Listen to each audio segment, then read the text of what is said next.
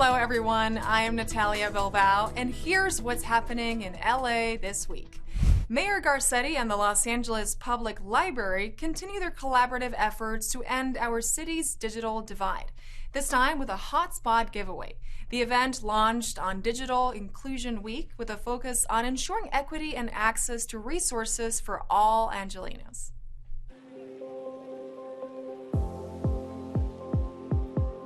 "10% of Angelinos don't have a connection to the internet. That's not right, that's not fair, and it's something we're going to fix. We put $17 million in this budget to connect all communities to the internet. So we're here today with the Public Library to hand out some hotspots to people that qualify for them. They're part of the Project 10 Million Hotspots. And these are basically for families that have lack of internet access at home. These are meant to augment their resources or their access to technology. Well, it's very important because it's going to be very helpful for my kids to do their homework. We don't have internet at home. We don't have hotspot, we have cable, we don't have anything. So this is going to be very handy. These are meant for K through 12 students. And they do have to hit like one of 4 qualifying factors. They either have to be experiencing homelessness, they maybe have a disability, their child has a disability. The third one, the more common one, is that they don't have internet access at home that they would need to access the classes. And then the last one is that they are foster youth. We are here to provide 120 devices in partnership with Solar Impact and the Los Angeles Public Library, where residents will not only receive the devices, as well as a Wi-Fi enabled hotspot that comes with 100 gigabytes of free data every year for 5 years. So we're excited to be here to not only provide those devices, but our other wraparound resources as well. So that'll include technical support, a year of hardware warranty for the devices, as well as assistance in getting connected to other connectivity resources, other low-cost options, and then digital literacy training to help train those who don't understand how to use the computer to be able to use it for whatever they would like. Es crítico por el éxito de un estudiante, por una familia, por los trabajos, por la escuela, y este es un derecho. Toda la gente merece la conectividad con el internet, con las computadoras y con grupos como esto, con departamentos como el departamento de bibliotecas. Tenemos la oportunidad de atraer estos recursos a toda la gente de Los Ángeles. This is our community. We want to make sure that we are meeting all of their needs, whether it be housing, technology, food, access to education. It kind of runs the gamut.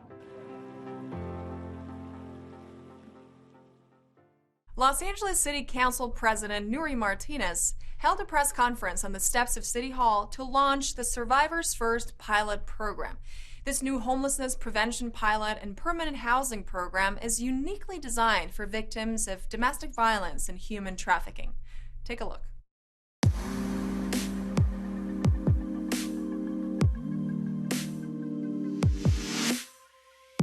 Today we're launching the Survivors First program. This is the city's first housing program for survivors of intimate partner violence, domestic violence, and human trafficking. It provides the added flexibility to the organizations who are on the ground serving this population to be able to offer alternative housing. Sometimes shelter is at capacity, so this allows for the agency to be able to help someone immediately with a security deposit or to pay for their first month's rent, but it also provides continuous support to the survivor. Oftentimes they may have their car that breaks down a couple months down the road, or they may not be having a hard time finding a job, and so there's ongoing case management support that is offered to the survivor to continue them on the path towards healing. One of the things I'm very excited that this initiative may provide is the opportunity for people like me who may otherwise have ended up, as I did, in a homeless shelter that wasn't a confidential location, that didn't have wraparound services, that didn't have therapy, that didn't have anyone to look out for me or safety plan with me when my abuser found me there. The important part here is to create models that work for survivors and find alternative living situations for them so that they can feel safe, that they can take their children with them, but they also need the added economic support to keep them going until they get back on their feet.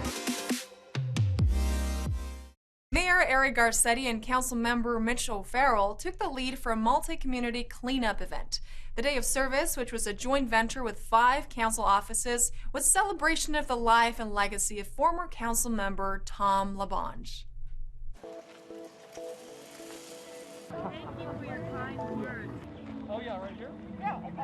This Memorial Day of Service in memory of Tom LaBonge is meaningful to everyone, and for all of us who loved him and knew him, it's a way for him to live on through us. And so we'll all be volunteering with joy and love in our hearts in memory of the incredible Tom LaBonge. This is Tom's kind of gig. He loved getting dirty, he loved getting cut up, but that was who he was. He had rough hands all his life because he was a worker. This is his style of day. You can talk, and make as much blabber and legislation as you want, but if you don't get out and actually do the work, you got to do it, and it's helpful to the city. So we're going to spread mulch and make all of our plants and shrubs and trees so that the moisture can stay in the ground, and this is also a way of conserving water. You know, Tom has a long history working for the Department of Water and Power as well as being a council member. He is incorporated and woven into the fabric of everything this city does, including water conservation and valuing all of the men and women in the city family who have devoted their entire careers to this great city. Tom embodied service, and so we want that spirit to be with every Angelino. You know, a lot of time people spend feeling bad, going through the suffering of this past year, maybe complaining about the state of the world. The best medicine, get out there and do something, serve your community. And if 4 million people were doing that, just a little bit more, I think Tom would be the first to say we'd have an even better Los Angeles. So that's what this is about. Es importante a servir. Este es el mensaje de Tom LaBonge. Fue un modelo para Los Ángeles, y cada cuadra, cada calle, cada vecindario necesita una persona como Tom. Y nosotros podemos servir, y con servicio nosotros podemos mejorar la comunidad, Los Ángeles y el mundo. On the 1-year anniversary of his swearing into office, Councilmember Kevin DeLeon delivered his first State of the District address. The council member gave passionate remarks that share his accomplishments and aspirations for the residents of Council District 14. Take a look. Since I had the honor of being sworn in as your Los Angeles City Council member representing the great 14th District. And when I took that oath, I knew that we had a lot of work ahead of us. LA, number one, was entering the worst COVID-19 spike since the beginning of the pandemic. Our small businesses were suffering, and families were struggling to balance home life with at-home learning for their kids. But despite the gargantuan challenges facing our district, I knew, and let me underscore the following, because I knew I wasn't alone in our fight to rebuild CD14. The first issue we tackled was the global pandemic that brought the world's economy, that brought our economy to its knees. No place felt the pain and destruction of COVID more than our very own district. Make no mistake, we came together because we pulled together. We pulled through people. People like Carlos Baquerano. Carlos Baquerano, the CEO of Clínica Oscar Romero, a nonprofit health clinic, both Boyle Heights as well as Pico Union, who serve our families who don't have health insurance and who can't afford quality health care. Just 3 weeks ago, we broke ground on 400 new units in the largest permanent supportive housing project in LA, in the very heart of Skid Row, just a few blocks from where we're at today. And next week, we'll be opening the Arroyo Seco Tiny Home Villages, the largest of its kind in the United States of America, bringing over 200 new beds online. And just in a couple more months, we'll be cutting that ribbon with another 100 beds, right as we open up the Eagle Rock Tiny Home Village. We're investing. We're investing in our community. We're investing in our youth. We're investing in our residents. We are investing in our families. These are just the amazing things that we have done.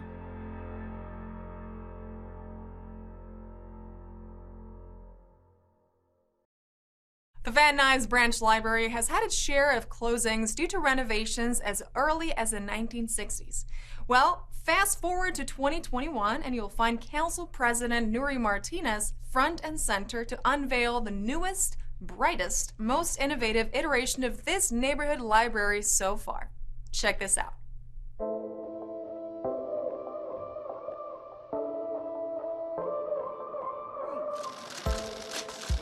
It is a very, very special day here in Los Angeles, but particularly here in the Van Nuys community as we reopen a stunningly beautiful, newly renovated branch library, the Van Nuys Branch Library, and all new finishes, new shelving, new technology, the ability of our patrons to check laptops out for use here in the library, a new young adult area. It's just a beautiful space, and it's very, very special for all of us at the library to welcome people back. Well, this is long overdue. If anyone ever visited the Van Nuys Library, it had a really stoic kind of feel when you walked in here. It was old. It looked like it needed a little tender love and care, and that's exactly what it got. Hoy es un día muy importante. Es la apertura de la biblioteca de Van Nuys, que ha estado aquí por más de 40 años sirviendo a la comunidad. Y volvimos a abrir, renovamos la biblioteca y estamos abiertos otra vez para servir a la comunidad. Les invitamos a venir, les invitamos a visitar nuestra biblioteca. Aquí la tecnología de la biblioteca va a poder asegurarse que estemos al corriente de la tecnología para que nuestras familias no se retrasen, mucho menos nuestros hijos, especialmente los que no tienen acceso al internet en su casa. Ya esta biblioteca está para ustedes para que vengan a disfrutarlo. All of our libraries here in Los Angeles are important institutions that really help bridge the digital divide. So many in our community don't have access to high-speed internet, access to Wi-Fi. The library is providing that. We offer incredible digital collections, but also physical books as well. Encuentro que hay más selección de libros, sobre todo en español, que a nosotros los hispanos nos hace falta enriquecernos en la cultura. It's wonderful. I'm just so proud of our library system, what they were able to do to be able to stretch those dollars to make these modernization initiatives actually happen for the good of the community. The Coast Guard sponsors maritime firefighting training. The LA City Attorney cracks down on illegal construction, and the Department of Cultural Affairs is offering grants to LA-based artists. These stories up next on CityBeat. Firefighters from the Los Angeles Fire Department and the Long Beach Fire Department recently trained together in preparation for maritime fire. The multi-agency maritime fire exercise set out to demonstrate the unique skill set required for shipboard firefighting by land-based companies. These neighboring fire departments trained in the use of maritime firefighting tactics and specialized equipment, such as a fireboat. The training was facilitated through a partnership between the ports of Los Angeles and Long Beach and funded with a port security grant from the United States Coast Guard. The Office of City Attorney Mike Feuer has filed 35 criminal charges against developers for alleged numerous building and safety violations stemming from continued construction of 5 partially built single-family homes in Laurel Canyon. The homes were ordered to be demolished in 2003. Late last year, concerned neighbors reported a resurgence of building activity at the homes. It's our position that the current owners have the obligation to comply with the order to remove these houses to their foundations and to clean up the property. The City Attorney's Office is pursuing misdemeanor criminal charges against the developers for alleged failure to obtain permits before resuming construction. The Department of Cultural Affairs is now accepting applications for 3 grant programs to support new works. The Neighborhood Engagement Artist Residency Grant Program supports freelance teaching artists, social activation artists, and social practice artists in providing community-based projects in Los Angeles. The Creative Opportunities Optimizing Promise Grant Program supports nonprofit social justice and creative teaching artist collaborations. The City of Los Angeles Individual Master Artist Project Grant Program allows accomplished artists to create a new mid-career solo work. The deadline to apply for these grants is November 5th. Learn more at culturela.org/grants. It is already a well-known annual event here in LA, but the Los Angeles Department of Emergency Services is happy to note that this type of preparedness is actually gaining steam around the globe. Maria Hallbrown sits down with General Manager Carol Parks to talk about the Great California Shakeout. One of the things that is really important is to prepare, and one of the things that the city does is actually kind of give everybody a little bit of a run-through of what one should do in an earthquake. It's actually called the Great Shakeout. Yes, the Great Shakeout is so significant that we want everybody around the world to take just a few seconds out of their busy day to practice what we should do when an earthquake happens. Wherever you are, take a few moments, drop, cover, and hold on safely. You know, so many times people will run to a doorway or run outside to see what happened, but we could endanger ourselves by doing that. So it's a drill. You know, a lot of times when we don't practice, we forget. So it's an opportunity on October the 21st at 10:21 a.m. to drop, cover, and hold on. Even though we're in a pandemic, we still have to remember one of the greatest threats here in California is earthquakes. What's some of the biggest mistakes the general populace makes in an emergency? Get prepared in advance. We want to be proactive and not reactive. Taking some time out of your busy day or saving some dollars or investing in personal preparedness is so important. The more we as individuals know how to prepare for disasters, the better we will respond. Do you have updated records for your pets? And then you also have your neighbors. Is there anybody in your neighborhood who may need your help or your assistance during an earthquake? Are you going to need assistance during your earthquake? So there's also involving that community. There's the schools if you have family members who are in school, or senior centers if you have family members who are in senior centers. So the community tends to be larger and larger and larger as you start to think about how we can help each other during this, catastrophic time. A beloved music event has returned to Council District 1, and the whole family was invited. Councilmember Gil Cedillo recently hosted the 8th Annual Latin Jazz and Music Festival. Let the dancing begin.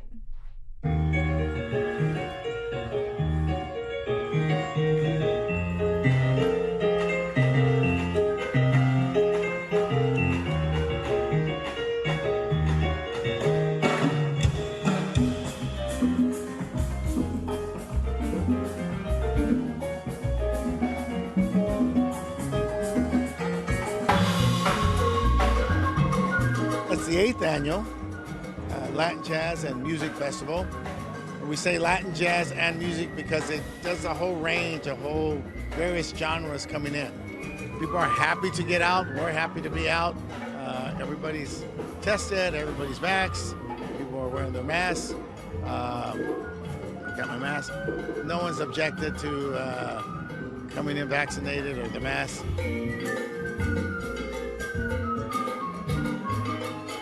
Different cultures can come together and exchange, the bonds, exchange contacts, and share together this wonderful thing, this wonderful music that's Latin jazz.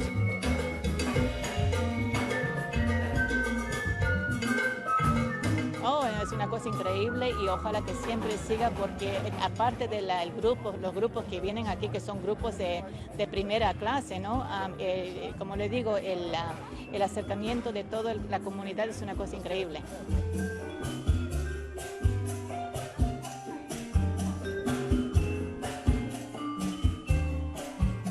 Lots of entertainment, lots of fun, lots of dancing. So everybody, get your little booties out here, come on down, have a good time, enjoy the company, and enjoy the event.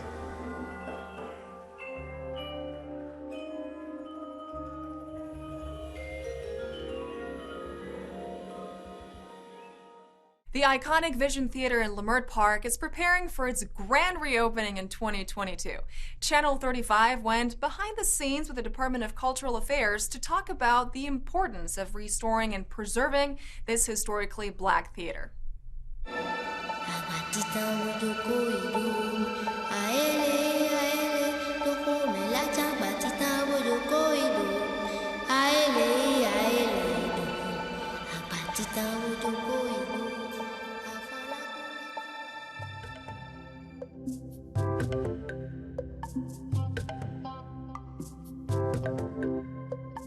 Vision Theater began life in 1931, and it combined elements of architectural styles known as Art Deco, Streamline Moderne, and a bit of what's called Plateresque, which is a little bit of more ornament.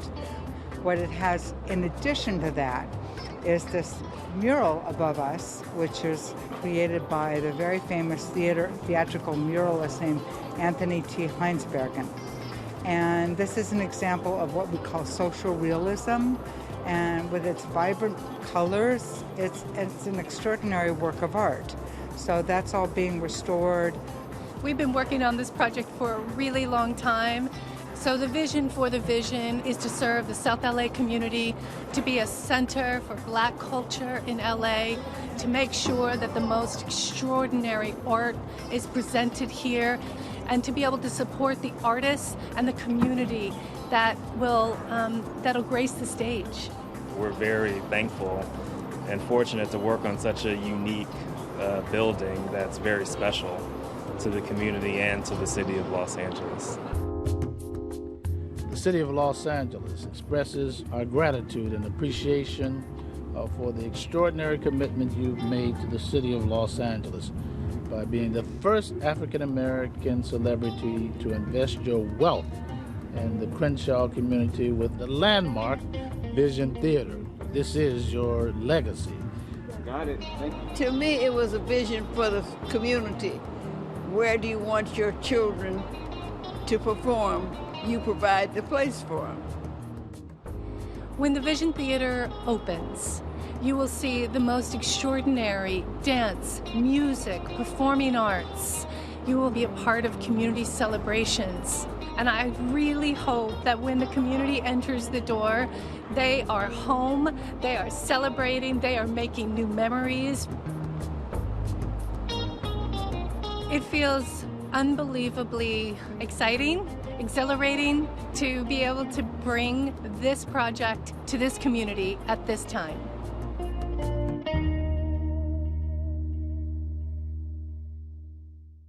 It is a handful of culturally diverse and historically important sites umbrellaed beneath a single city banner. In our featured story this week, General Manager Arturo Chavez sits down with Maria Hallbrown to talk about El Pueblo de Los Angeles Historical Monument, a downtown expanse encompassing 44 acres of Los Angeles history.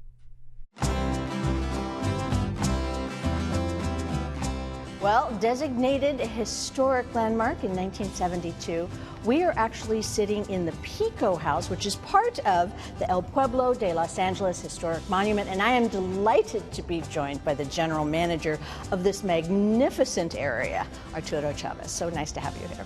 Thank you for having me, Maria. Yeah. Appreciate that. All right, so we're in one tiny piece of this El Pueblo Historic Monument, so it encompasses what? Well, the Pueblo Historic Monument encompasses 44 acres. That include 8 museums and galleries, historic structures. You're sitting in the Pico House, the first hotel in Los Angeles. We have the firehouse, which is the first firehouse in Los Angeles. We have the Placita Church, which is across the street.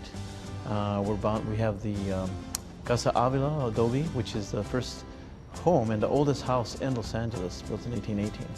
We also have the Sepulveda House. We have the famous Siqueiros mural. So we're bounded by all of these historic structures and locations. Yes, definitely. And this is sort of an esoteric question, but you listed all of the things that are here and the importance of them and the historic relevance. But how does that information and that awareness actually change a life? Well, there's a lot of reasons that it changes people's and impacts life. It depends. Everybody's experience is different, obviously. But Example, the 44 pobladores that started here, right, when there's a plaque here at the plaza, when people see the names and who they were, that creates a whole different reality for people who founded this place. Although Spain, King Carlos III was the one that initiated Governor Felipe Neves to come found this location. The people that actually founded it were indigenous people, there were blacks, there were different individuals that came here. And so you're looking at a group of people that, you thought like, oh, I thought it was just a bunch of Spaniards that came and did this, which is fine. But you see now that it's quite a mix of folks that came to found the city of Los Angeles, similar to what the city is now. That's one impression that people have.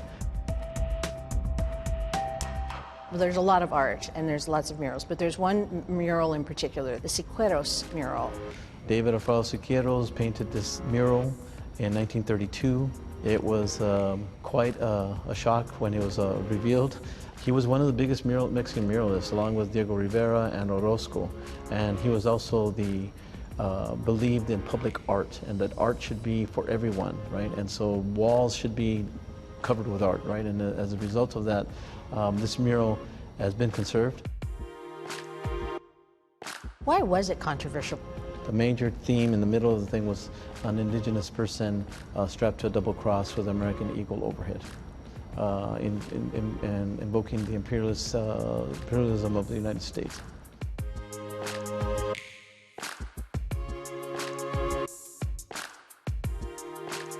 If people want to get current on what's happening here and making sure that when they get here, they know what they can look forward to, what's the easiest way for someone to get information? Facebook, Twitter, at El Pueblo LA, and also elpueblo.lacity.org.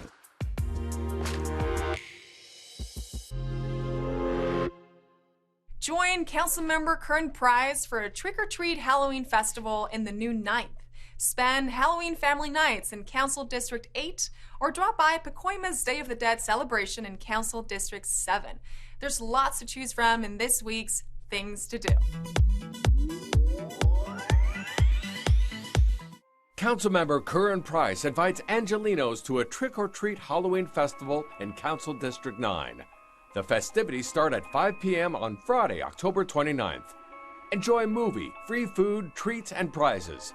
Celebrate this spookiest time of the year with your family at the Trick or Treat Halloween Festival. The event kicks off at the South Park Recreation Center. For more details, call 323-846-2651. Councilmember Marquise Harris Dawson invites folks in Council District 8 to attend Halloween Family Nights, an outdoor movie experience. This holiday event promises giveaways, trick-or-treating, and a spooky costume contest. Re-engage with your neighbors in Council District 8. Halloween Family Nights will take place at 4 different city parks on the same night, Friday, October 29th, beginning at 6 p.m. So don't wait. Register to attend by visiting cd8events.eventbrite.com. Councilwoman Monica Rodriguez presents Dia de los Muertos, Pacoima's Day of the Dead celebration. Join your fellow residents of Council District 7 for a fun-filled day featuring live music, entertainment, and authentic food. A digital photo display will commemorate those who have passed due to COVID-19. It's an event for all ages, so mark your calendar for Saturday, October 30th, beginning at 12 noon. To learn more about Pacoima's Day of the Dead celebration, call Pacoima City Hall at 818-485-0600. And that's a look at some things to do.